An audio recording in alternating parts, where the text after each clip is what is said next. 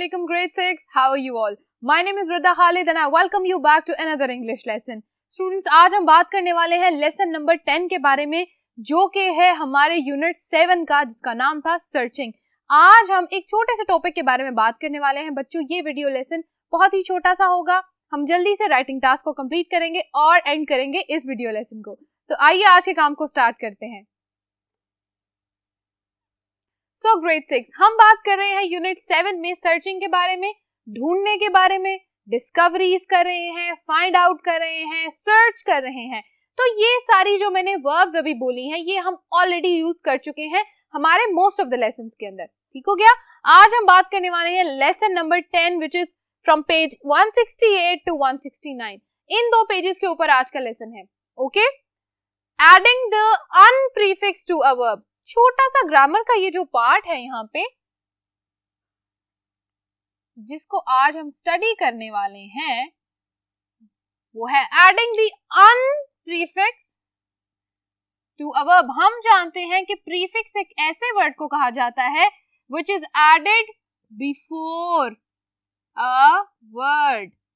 एक किसी लफ्ज के पहले जो वर्ड लगाया जाता है, जो लगाने के बाद उस वर्ड का हमें एक नया मीनिंग मिल जाता है। ठीक है, उनको कहते हैं प्रीफिक्स। तो एक प्रीफिक्स जो आज हमने स्टडी करनी है वो है अन, UN। अच्छा, यहाँ कुछ बातें मैंने लिखी हैं आपकी बुक से ही लेकर। आपकी बुक में बहुत ज्यादा एक्सप्लेनेशन लिखी हुई है, तो उनको पढ़ के आपने कंफ्यूज बिल्कुल नहीं होना। मैंने इसलिए यहाँ छोटी छोटी करके लिख ली है। आप यहाँ से देखेंगे, आपको इजीली समझ आ जाएगा। ओके, गौर से देखो। Number 1, if we add un to a noun we make antonyms। हमने antonyms के लेसन में पढ़ा था कि हम जब किसी नाउन के आगे un लगा दें, ओके, तो वो वर्ड antonyms बन जाते हैं। यानी कि क्या बन जाते हैं? यस, वो बन जाते हैं ऑपोजिट वर्ड्स। ओके, जैसा कि वर्ड था प्रोफेशनल, नाउन, अनप्रोफेशनल। ठीक है, okay. Number 2, if we add on to a verb, अगर verb के आगे हम on लगा दें, we reverse the action। काम यहाँ भी वही हो रहा है, opposite हो जाएगा। ठीक है, on लगाने से क्या होता है? verb भी opposite हो जाएगी। यानी अगर मैं कहूँ do तो undo, यानी कर दिया। do मतलब करो, undo मतलब मत करो, या जो किया है उसको मिटा दो। ठीक है, इसी तरह यहाँ दो एग्जाम्पल्स आपकी बुक में लिखी हुई हैं, उनको मैंने यहाँ लिखा है, बट पहले मैं आपको रिवर्स का मतलब बता दूं। इसका मतलब ये है go back, to go back. ठीक है, यानी कि वापस चले जाना। अब इन एग्जांपल्स को हम देख लेते हैं। कवर, यानी कि किसी चीज को कवर कर देना, छुपा के रखना। अगर मैं कहूं वर्ड है अनकवर, तो क्या मतलब होगा? Well done. अनकवर का मतलब होगा उस चीज से पर्दा उठा देना, जो छुपी हुई चीज है ना उसको उठा देना, रिवील कर देना, सबके सामने ले आना। रैप, अगेन रैप का मतलब है कवर कर देना, किसी चीज के साथ रैप करना। कवर का मतलब तो ये होता है ना कि आप किसी पर्दे के अंदर उसको रख देते हैं। ठीक है, उसके ऊपर कोई चीज ऐसे फॉर एग्जांपल थोड़ी देर के लिए डाल देते हैं ताकि ये नजर ना आए। पर रैप का मतलब होता है प्रॉपरली उसको पिन्स और टेप्स और व्हाटएवर, जैसे गिफ्ट रैप करते हैं उस तरह प्रॉपरली उसके इर्द गिर्द रैप किया जाए। अच्छा, रैप का मतलब है, अगर हम रैप के आगे लिखें अनरैप, तो इसका क्या मतलब बनता है? एग्जैक्टली इसका भी सेम मतलब बनेगा कि इसका मतलब होगा जब आप गिफ्ट को अनरैप करते हैं, गिफ्ट खोलते हैं ना ऐसे ऐसे करके, सारा बस फाड़ के फेंक दिया, वैसे वाला अनरैप। तो इसका मतलब है कि हमें दोनों लफ्जों के मीनिंग्स भी समझ आ गए और इनके हमने एक्शन भी रिवर्स कर दिए। समझ आ गई बात? It's so easy. Right 3 sentences using to wrap up and to unwrap. इन दोनों फ्रेजेस को यूज करते हुए हमने 3 sentences लिखते हैं, यानी वही एक शॉर्ट स्टोरी सी लिखनी है। अच्छा, let's write something about the gift. Gift के बारे में कुछ लिखते हैं। I bought a gift for Ali and gave it to my mother to wrap up. ठीक है, to wrap it up. Okay, next sentence. My mother wrapped, double P के साथ, wrapped it beautifully and gave it to Ali. चलो जी, अली को दे भी दिया. अब Ali unwrapped the present or the gift on his birthday. हाँ जी, कुछ बात समझ आई? I bought a gift for Ali and gave it to my mother to wrap it. Okay, my mother wrapped it beautifully. दोबारा हमने use कर ली यही. And gave it to Ali. Ali unwrapped the gift on his birthday. 3 sentences हमने लिख लिए, तीनों को लिखा इन दोनों फ्रेजल वर्ब्स को यूज करते हुए. क्या आपको ये यहां तक की बात समझ आ गई? Well done. चलिए आज की इसके बाद वाली एक्सरसाइज को बच्चों देख लेते हैं. अच्छा जी, अब जो यहाँ बोर्ड पे मैंने वोकैबुलरी लिखी है, आई एम वेरी होपफुल कि मोस्टली बच्चों ने ये मेरे साथ पहले स्टडी की हुई है ना?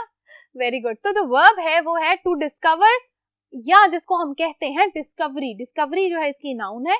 इसको स्टडी करते हैं. To discover can sometimes be used instead of to find.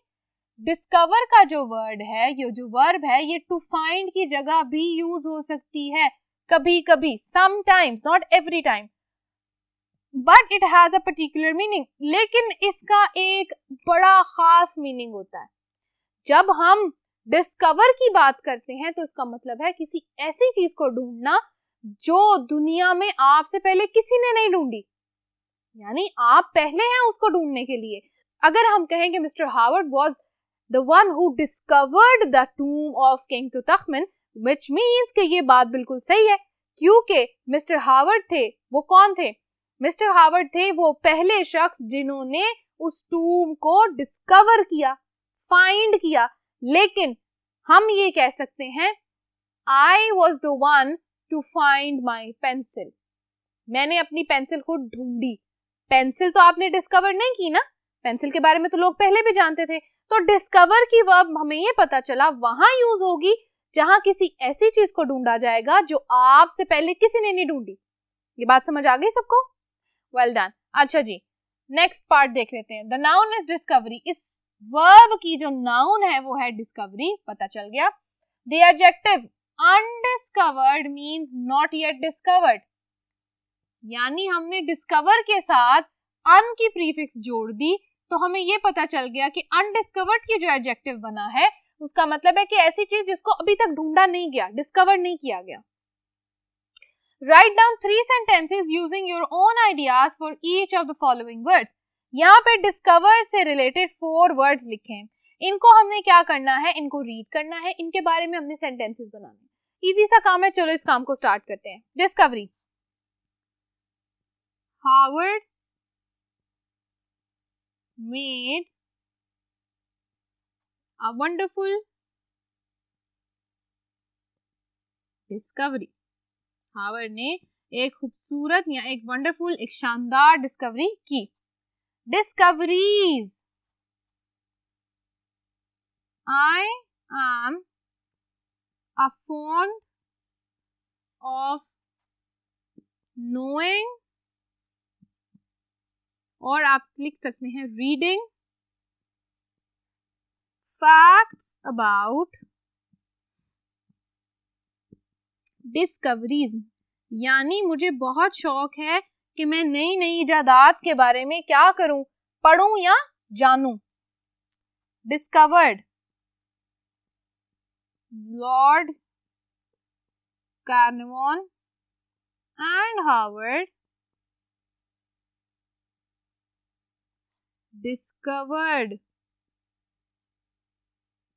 the tomb. Okay जी. डिस्कवर्स, अब जी यहाँ वर्ब में यूज करना है इसको. Ali discovers something new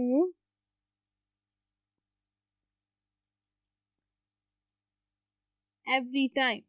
Ali हर दफा एक नई चीज को डिस्कवर करता है, क्योंकि अली कहाँ रहता है? अली के घर के बैक गार्डन के अंदर कोई ना कोई ऐसी चीज है जो अली को बड़ा अट्रैक्ट करती है। अली रोज उस बैक गार्डन में जाता है, कभी छोटे छोटे पत्थर डिस्कवर कर लेता है, कभी टाइनी क्रिएचर्स यानी छोटे छोटे एनिमल्स को डिस्कवर कर लेता है।